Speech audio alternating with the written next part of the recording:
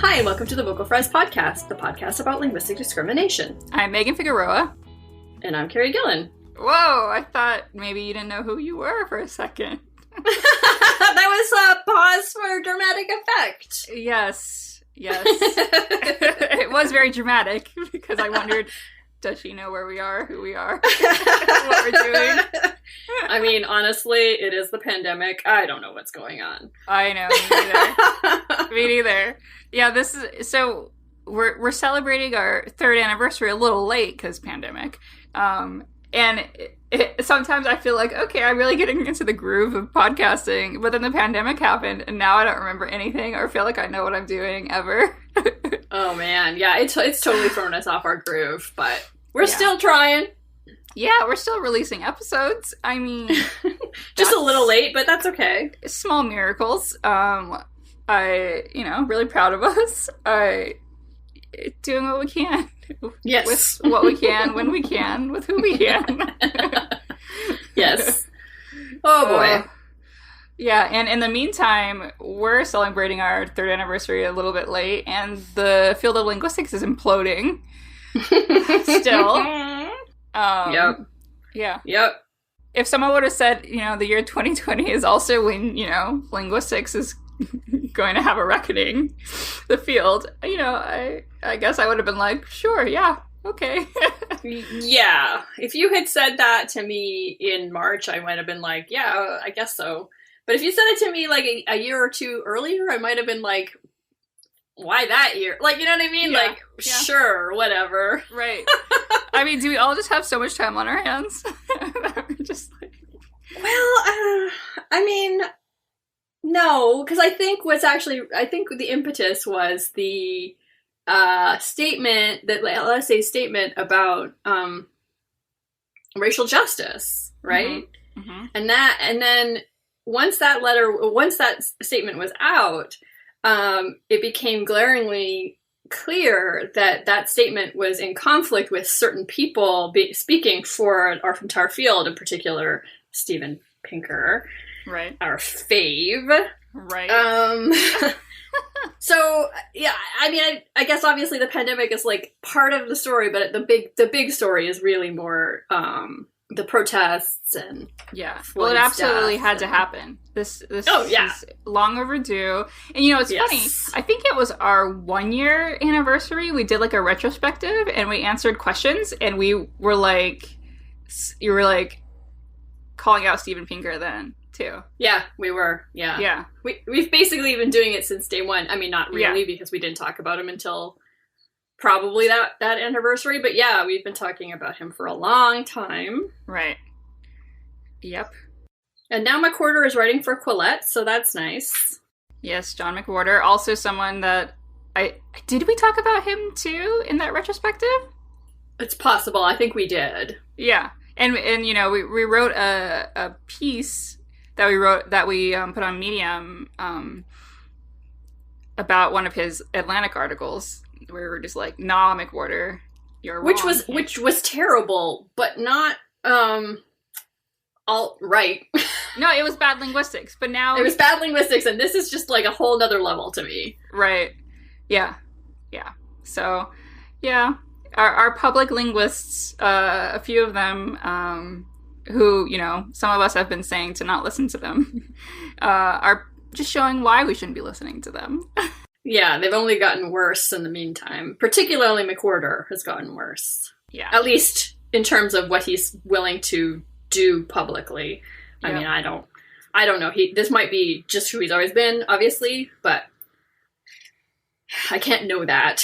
I can only know what he's done in public. Yep. So, yeah. I don't know. There's so many good public-facing linguists to listen to interview, to do all that stuff, and Pinker and McWhorter are not them. So let's move on from them.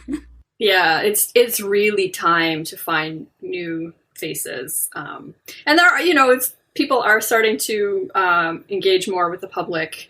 Nicole Holiday in particular, I think, is getting a lot more press, and that's great because she's obviously a much better face for our field. And Kelly Wright.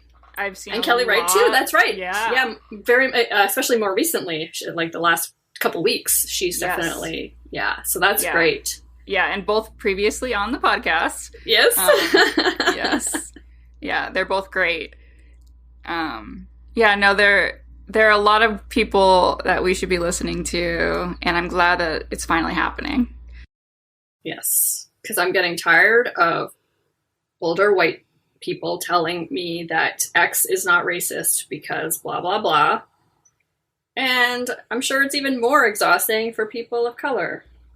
Yeah, no, I saw something, well, I don't know, I was just thinking about it this morning, that someone was saying that we need to stop saying things like covert racism, because for people that are experiencing racism, it's not covert. And it's so true. I know, but we do need a word for, hey, there's a reason why white people don't notice it. Yeah. Willful ignorance? No, I don't know. I mean, ignorance. It's not always willful. Yeah, it's definitely a type of ignorance, and sometimes it's willful, but sometimes it's not. Sometimes it's just like complete cluelessness. And I don't know, like there's racism that like almost every white person is like, oh, that's obvious. And then there's stuff that's like harder for certain white people to see. And so like, what do we do with that? Like we want to tell them, hey, no, it is racist. But in the meantime, like there does seem to be a difference in terms of what certain white people notice. Yeah. And it's also important to like think about intent. Like it may not be your intent to be racist, but that doesn't mean it wasn't racist. And right, it's just really complicated, I think, because good white people may feel shamed and then like become defensive and shut down, and we don't want that. We just need to get to the point where like, okay, that wasn't my intent, but it was racist. I see that, and I need to move forward with it. But it's right, because intent only matters so much, right? Like if you're doing harm, you're still doing harm. Exactly. And so you should admit that. But it is really hard for particularly white people, although not only white people, to it's like see, oh, what I intended actually was not what happened. Yep. Well, it's perfect because we're discussing that very thing today, because we asked for people to call in to talk to us about times when they were linguistically discriminated against. And I mean, 3 years of the show, I think it's obvious that a lot of times people don't, again, realize that they are discriminating linguistically. Right. Yeah. No, I think when it comes to linguistic discrimination, a lot of it is quote unquote covert. Like a lot of people really don't know what they're doing, and we're trying to make it overt. Like that's what we are trying to do. So like, so if you're still participating in it, then we know what you're all about. Exactly. Like once you know better and you don't do better, then fuck you. Then it's no longer covert. Exactly. Okay, here's our first voicemail from Joel. Hi, Vocal Fries podcast. I love the work you do, and please keep safe during coronavirus. The situation I wanted to talk about is not an isolated incident, but a perpetual concern I have related to linguistic discrimination, the job interview. I am openly gay, and it often comes across in my speech, and I don't attempt to modify this. However, for people facing roles, namely customer service, I worry the hiring manager would be concerned because there are plenty of people who could sell more items or give more relatable managerial instructions without this extra linguistically transmitted divide. Perhaps this is partly my own paranoia, but workplace discrimination is real, and you have to be aware of it. Thanks. Yes. 100%. Yes. 100%. Talked about this before, like brought up how there's so many articles that are like, you're going to do a job interview, so like don't use vocal fry, or all of these things, or it's like change the way that you speak so that you're taken seriously or whatever. And I'll just like say it every time. I'm like, we really need to hear people differently. Like, why is it always the burden always on the speaker or the signer? It's really frustrating, and the workplace discrimination is and you're not protected in the same way when it comes to speech and in the workplace. Right. We've talked about this before, and it's only this year that being gay is no longer a fireable offense. So that's very new in the United States. Obviously, different countries have different laws, but in the United States, that just changed this year. And then on top of that, the fact that language is not really protected in any way. I mean, there's certain types of laws, like you have to have interpretation or translation services in certain environments, but that's about it. Right. Yeah. And I mean, it's so hard because I'm doing research for the book and looking at the law stuff and workplace discrimination when it comes to this kind of stuff. It's so hard to prove. Like, you know, and so many people won't even take it to court because who has the money, the time, you know, to do this kind of stuff. And so, like, I know a lot of employers are banking on that people are just not going to pursue it. It's so frustrating. And I don't know. I think that linguistic discrimination, it's like it'll be the final frontier when it comes to workplace discrimination. I think it's just, you know, people are going to think it's okay, for a lot longer than they think it's, you know, okay to fire someone for being Black or for being gay or for whatever. Yeah, I think you're right. And this is where the covert versus overt thing comes into it, I think, right? Because, like, if you're firing someone because of the color of the skin, that's, like, so obviously, like, in your face, you know? But if you're firing someone for the way that they sound, like, that doesn't feel, like, as obviously bad. It is as bad, but it just, like, it feels more indirect, I guess is the word. Because people have this expectation that you could change it if you want to. You know, exactly like all those articles say, don't use your vocal fry when, you know, you're being interviewed for a job. That kind of thing. Or accent, quote unquote, reduction. Yes, exactly. Yeah, you're right. You're absolutely right. And in some ways, we have more control over the way that we sound than we do of our skin color, for sure, right? But, like, it's still gross to force only certain people to change the way that they talk. Like, we hardly ever ask cis white straight man to change anything about the way that they speak, right? There are some counterexamples, I'm sure, but it's much rarer. Well, thank you, Joel. You are absolutely right, and I'm with you. It's rough. I have no advice. I don't think you asked us for advice anyway, so. No. Hey, I'm a non-native French speaker, and I have a very native-like accent, but I make several mistakes in terms of pronouns and expressions, and a huge part of French and Francophone culture is to constantly correct people mid-sentence for the linguistic mistakes that they made, which they do amongst native French speakers, but since I'm a non-native speaker, I often end up getting made fun of for my mistakes, and especially I start feeling and being very demeaned and condescended to. Specifically, when I make a mistake, someone corrects me and I kind of just go, oh, I don't really care. Or why are you correcting me in the middle of a sentence? People always go, oh, but it's just so cute. And it's super demeaning and I hate it. And so I guess that would be my example of linguistic discrimination. Yikes. Yikes, yikes, yikes. Yes. I don't think this is even just Francophile culture at all. It's not. I'm like really relating to this when I try to speak Spanish. Yeah. Yep. Except, you know, I wonder, so this person is a non-native French speaker. I wonder, like, a cultural background, because, like, people don't think that my Spanish attempts are cute because they expect me to speak it. Right. You know? So it's an interesting dynamic there. Yeah, so if they had if it was me, let's say, they might think that my mistakes were cute, maybe not. But yeah, definitely I think that's definitely playing a role for sure. The expectations. Yeah, exactly. Expectations of whoever you are, the expectations then change. I mean, we've talked about it all the time. This just reminds me of, I can't help it, Mayor Pete. that there is no expectation for him to, you know, have good X accent in whatever language. It's just impressive to people that he speaks it anyway. Although I don't think anyone would say it's cute when he makes a mistake. So there's also this dynamic there too.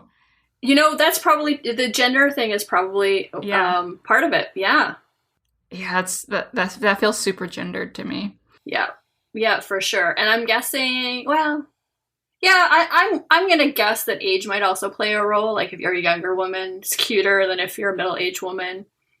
Maybe when you're an older woman, it's cute again. Yeah. There's this gap where it's not cute anymore, and then it becomes, or it's not cute, and then it becomes cute again. Absolutely. I mean, I'm just guessing, but yeah. But yeah, so I always had a fear of talking French in front of actual like native French speakers because, yeah, I mean, obviously I was going to make mistakes. Of course I was going to make mistakes. My favorite thing was when they would ask if they could switch to English. I was always like, oh no.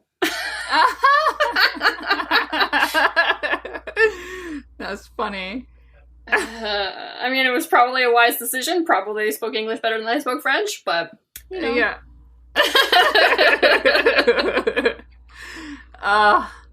Yeah, that's really funny. Language. It's like so emotional. So fraught. Yeah. It's so fraught. Yeah. Oh my God.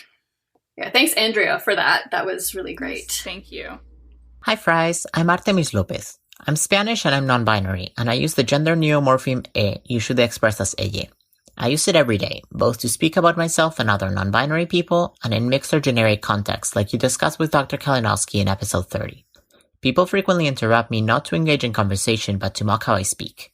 One outrageous example happened in a Twitter thread where I was speaking about past abuse by a partner, and one of the words I used was birthday, or cumpleaños.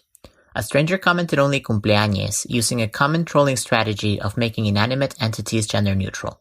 Just with one word, she not only ridiculed my speech and my gender, but also the real trauma I was sharing with my followers in the thread. This happens so often, and it's so frustrating that I took the plunge, and I'm now a PhD candidate in linguistics, and I'm writing my thesis on non-binary Spanish specifically. The hope is to document it, normalize it, and help people not be assholes. Oh my God, I got chills.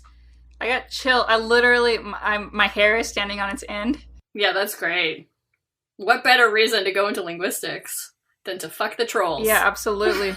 Exactly. But I know exactly what they're talking about. That whole, like, assholes on the internet, they'll take something like la mesa, which is the table in Spanish, and they'll be like, you know, they'll put an X at the end of mesa. It's like, fuck you. Like, there is just no excuse for it. You're absolutely being an asshole. Like, we all know what you're doing. Like, it's so blatant. It's disgusting. It's so disgusting. Obviously, there's so much of everything on Twitter, but it feels like recently there's just been so much anti-trans shit, partially because of J.K. Rowling. Yeah, I fucking hate that. I am so sorry, Artemis. Yeah, me too. Yeah, and then the added just fuckery of, you know, Artemis was sharing something traumatic, and then yeah, it feels like it's almost always the way, too. Like, it's just like a regular thread. The trolls don't care as much, but as soon as you start, like, saying something meaningful... Yep. Yeah, absolutely. They see blood. Yeah. Well, fuck them, and you're amazing. What a great end to that story, though, or to that. Yes. Way to turn that shit sandwich into a tasty, amazing grilled cheese sandwich. I don't know. I was gonna say into a burrito. I'm just really hungry. I'm very hungry as well. Yeah. I mean, it's almost lunchtime. Well, not really, but I haven't really had that much. I didn't really eat breakfast because I'm not really a breakfast person. But it's gotten to the point where I'm like, should have eaten something. Yeah, I know. I'm getting, you know, crankier, but it's good since we're listening to things about linguistic discrimination. It's okay that I'm feeling salty. Yes, exactly. We need to be salty, for sure. Well, I'm just so grateful that they shared that with us. Our listeners are fantastic, and people share a lot of things with us that I know are hard, so I really appreciate it. Yeah. Yes. And fuck those trolls. We also have a long message from Aven and Mark from the Endless Knot podcast. And we're going to split it into 2 parts. So we're going to discuss Aven's, and then we'll discuss Mark's. Hi, I'm Aven. And I'm Mark. And we're from the Endless Knot podcast. Congratulations, Carrie and Megan, on your 3-year anniversary. Woohoo! You've asked us to share some examples of linguistic discrimination in our lives. So here goes.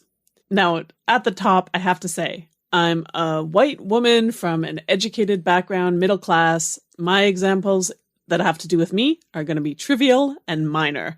But I think they maybe illustrate some of the points that you've been making again and again in your excellent podcast over the years.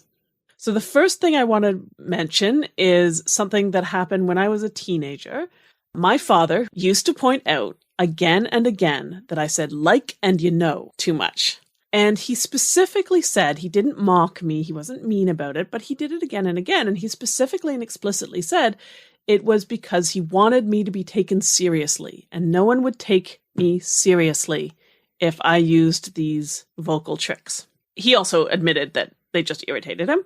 I understand his intention, but what it was really saying was stop sounding like a young woman. Stop sounding like a girl. No one's going to take you seriously if you don't sound like me, an adult white man. And the other example I want to bring up is very similar, really, but in a very different context. When I was writing my PhD dissertation in classics, I wrote it and I gave it to my supervisor, who was very kind and very considerate and thoughtful, and was from a very standard Oxford background, though. And he went through my dissertation, and along with all the other things he corrected that were substantive, he corrected every single split infinitive. And he tried to say, don't split your infinitives. You can't say to boldly go, you must say to go boldly. You can't say to happily accept, you have to say to accept happily. And when I challenged him on that, because by that point I'd been living with Mark long enough to have been inculcated, because growing up, to be honest, I probably would have agreed with him. My mother was an editor, and we were a household who cared a lot about language and grammar, and I probably would have agreed with him. But I'd lived with Mark long enough, and he'd been working on Old English long enough to have views, with a capital V, about silly grammar rules that were zombie rules.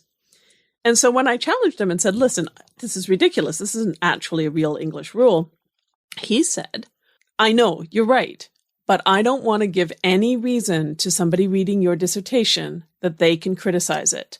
You need to make sure that they have to engage with your ideas and can't critique your presentation of them.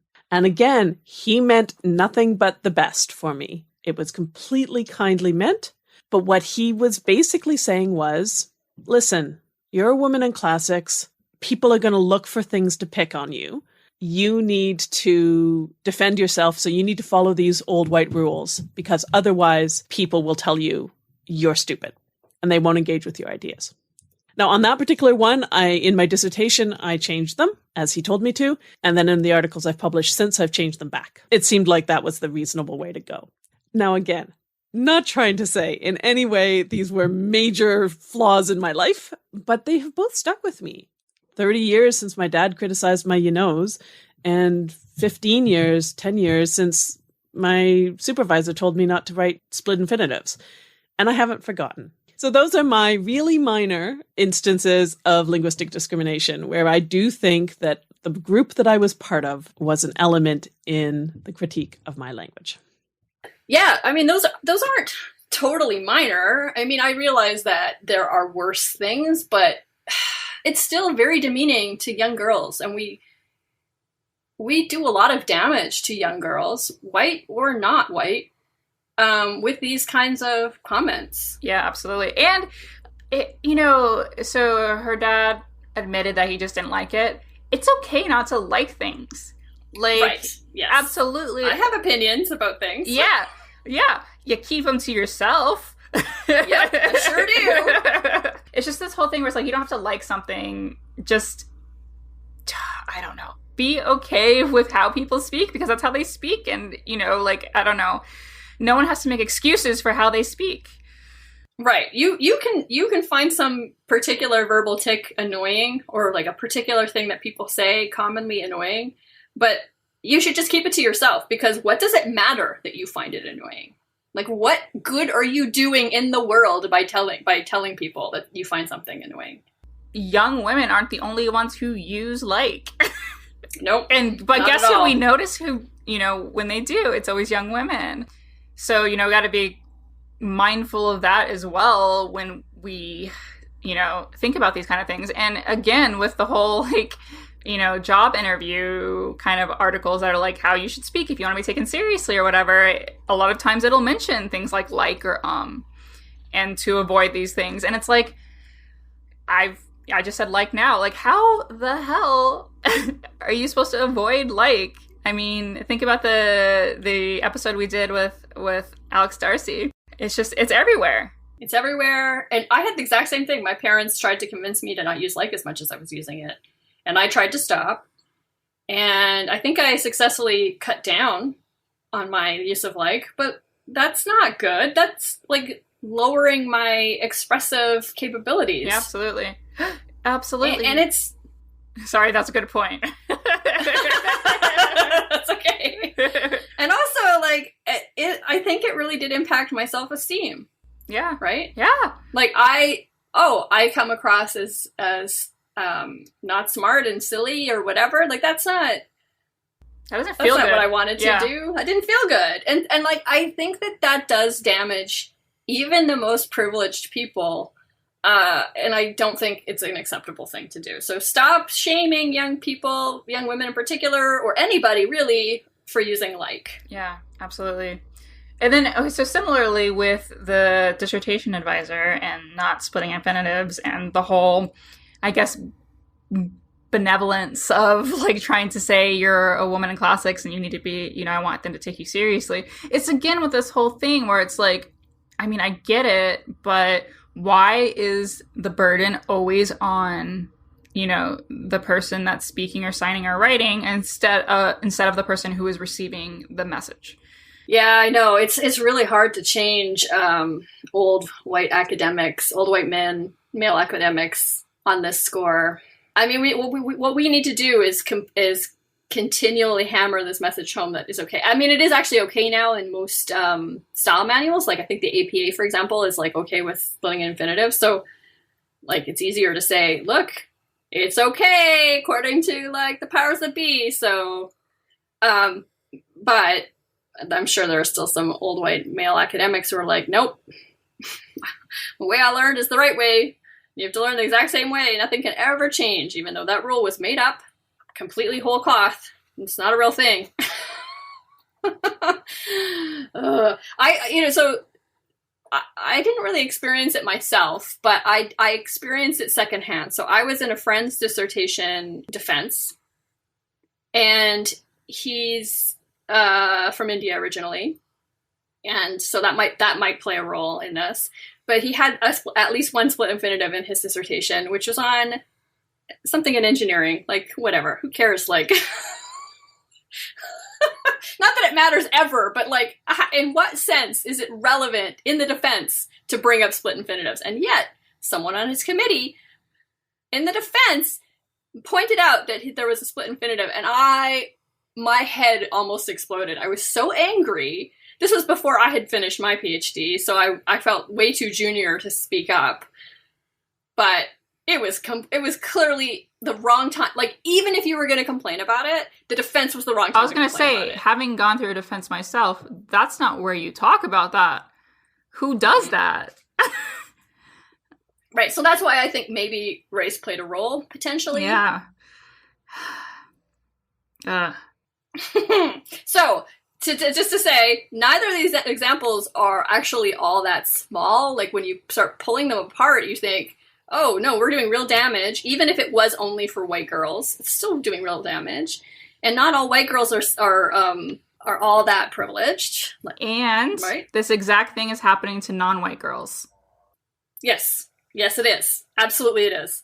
And then the second example, yes, that had a gender component, but it doesn't always have a gender component. And it's like, it's bigger. It's a bigger problem So they're not small. Yeah, absolutely. Absolutely. Surprisingly, for a person of color, I have been fortunate enough and privileged enough to have, to my memory, never have received any kind of correction or dismissive attitude or any kind of racial comment about my use of language. I haven't even, to my memory, even experienced someone saying to me, "Your English is so good." And it probably comes from the fact that I grew up with a lot of privilege. I really tried to remember any event in my life where someone said something about my use of language. The only two types of instances where I can think of someone commenting specifically on my use of language have been people who have made note of my Canadian accent. And so I have had a number of people say, "Oh, you sound so Canadian. That's so cute." Which, as reactions to one's speech go, that's pretty minor and harmless, I suppose. And the only other person I can ever, and I hesitate to say this, but the only other person that I can mention that has commented negatively on my use of language is my wife, Avon. And I suppose this, following up from her experiences, her formative experiences with being corrected in language, is a reflection of that. But I do specifically remember her on many occasions commenting on specific linguistic features in my normal usage, like my failing to differentiate between fewer or less. And she used to correct that all the time. It was like a reflex. As soon as I said it, she couldn't stop herself from saying it. She would correct it and sometimes get a little bit irritated with it that I kept doing it. That was the one that seemed to really grate on her for some reason, and I don't quite know why that one in particular. But so in terms of my personal experience of being on the receiving end of linguistic discrimination, that's the only example I can come up with. But I'm certainly witness to others being corrected or commented upon for their supposed linguistic failings as a university instructor, particularly, in my interactions with other instructors.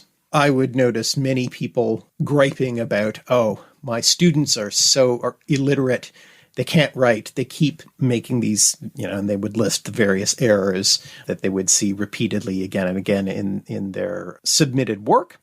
And I have to admit that in my early days as an instructor and, around grading season, I would kind of engage with these language peeves and would say, "Oh yeah, my students do that all the time too."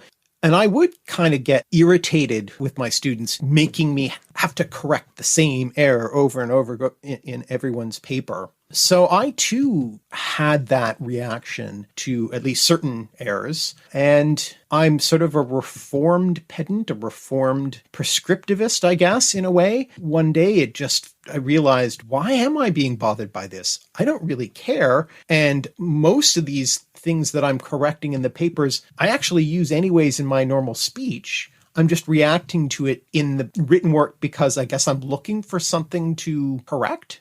And I think I was almost more bothered by the fact that I had to write the correction every time than I actually was reacting to, whatever linguistic construction or feature that the student was using. I actually wasn't on a sort of base level really bothered by it, but I felt I had to correct it because that's what a good instructor does.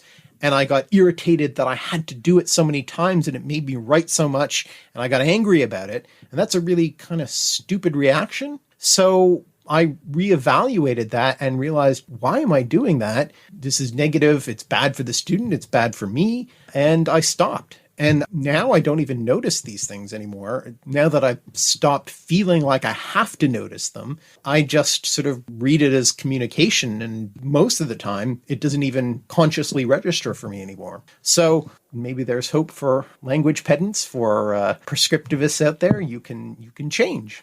So congrats on 3 years of reminding us not to be an asshole. And clearly both of us can keep learning these lessons. Thanks, Megan. Thanks, Carrie. Thanks, guys. Wow, thank you. Okay, let me start off by saying that I will fucking die on the hill of fewer and less don't matter. I will keep saying less until I die. I have to be corrected on it all the time, like when I'm doing scientific writing, or, you know, for academic journals and stuff. It does not register for me as a thing. Just let the editors change right? it. Don't even worry about it. Yeah. I mean, I've told you this before, but I was in my mid-20s before I finally learned the distinction. Like, it's not an important distinction, because if it was, we would learn it when we were kids. Good It would point. just be free. Yeah. Yeah, because we learn it as kids because it's important to be understood. It's a really good point, right? Yeah, just like the whole who and whom thing. Like, just these little things that we don't automatically learn because they don't matter for being understood. Right. I mean, there are some things that are, like, still kind of fiddly that we learn. Like, you know, like gender systems are pretty well learned by kids growing up and speaking whatever language. But there are just some, like, fiddly things that really, really, really don't matter. Like, really. And yeah, whom? I need whom to die. Yeah. I need it to die now. I know. Especially since it's one of those things, again, where it's like, going back to Artemis saying, like, you know, the trolls will pick up on things and stuff. You know, I feel like there's a lot of pedantic trolls or grammar trolls that will always do the who or whom to, like, completely ignore the message or the content of something. Like that, the who and whom is, like, seems to be one of those big ones. Or, like, you know, two and two or whatever. Like, just these 2 and there. Yeah, these little things that trolls point out to just completely undermine your message, as if your message doesn't matter because you made this quote unquote mistake. Yeah. I just block those people immediately. So I'm like, no, I'm not interested in this. Yeah, so I don't see it as much anymore, I think, because I block so many of them. But similarly, what Mark was saying about, like, being a professor or instructor or someone who has to grade papers, I see this all the time around grading season on Twitter, where people are complaining about, like, my students don't know how to write, or they don't know, like, won't they stop using the passive voice? Or, you know, like, all these things. Oh, the passive voice thing drives me crazy, because sometimes the passive is actually the best option. Right. Yeah. Back when I was a professor, definitely there was a lot of this going on. And one of my friends pointed out how toxic it was. And I was like, you know what? This is right. We shouldn't be shaming students at all for any of their writing, even if it's really hard to understand and they really do need a lot of help. It's precisely why we shouldn't be shaming them. Yeah. Yeah, no. So when I was interviewed for the community college job that I had, where I taught basically grammar and comp, the person that was interviewing me gave me a piece of paper, and it was a paragraph, and it was like an actual student paragraph, and there was no punctuation until the very end of the paragraph. And so I think it was supposed to be jarring, and it was, you know, at that point in my life, kind of jarring to see that. But she wanted, you know, me to be empathetic, or, you know, like, not just be like, wow, this is horrible. And so I saw a lot of papers where, you know, students would write one sentence for a paragraph, and it would be, you know, very, very long. And it's like, I got to the point where it's like, maybe this is actually more normal than we are giving, you know, credit for, or, you know, like, we expect people to be excellent writers, but what are we teaching them? How are we teaching that to them? What are the expectations? You know, where's the shame along the way that makes them not even want to write and not even want to, like, ingest these rules that we're trying to make them learn? Like, you know, it's at a certain point, what is normal at that level? Right. And research shows that there's, like, the right ways to teach how to write and wrong ways to teach how to write, and focusing on grammar from day one is wrong. It doesn't work, because people get, like, tie themselves into knots and get really worried about the way that they're writing as opposed to the content. And especially at the beginning, when you're a new writer, you should be focusing on the content and worrying about all that other stuff later. And most people do it backwards. Yeah, I mean, it's good. Thank you, Mark, for sharing that story, because I probably wasn't as upset But I definitely still had to go through like a bit of a, oh yeah, no, this is fine. This is the way people write, and I can help them become better writers or not, but definitely correcting their grammar is doing nothing. Well, thank you so much to all of our contributors. Yes, I feel that was like a lot of fun. Yeah. I mean, I'm not to say your trauma is fun, but it's so lovely to hear from our listeners. That's the fun part. Right. Yeah. And the way that, especially Artemis in particular, responded. It's actually beautiful. Great. So beautiful. Yeah, absolutely. All right. Well, thank you so much. Yes. And don't be an asshole. Don't be an asshole. The Vocal Fries podcast is produced by me, Carrie Gillen, for Halftone Audio. Theme music by Nick Granum. You can find us on Tumblr, Twitter, Facebook, and Instagram at VocalFriesPod. You can email us at vocalfriespod@gmail.com, and our website is vocalfriespod.com.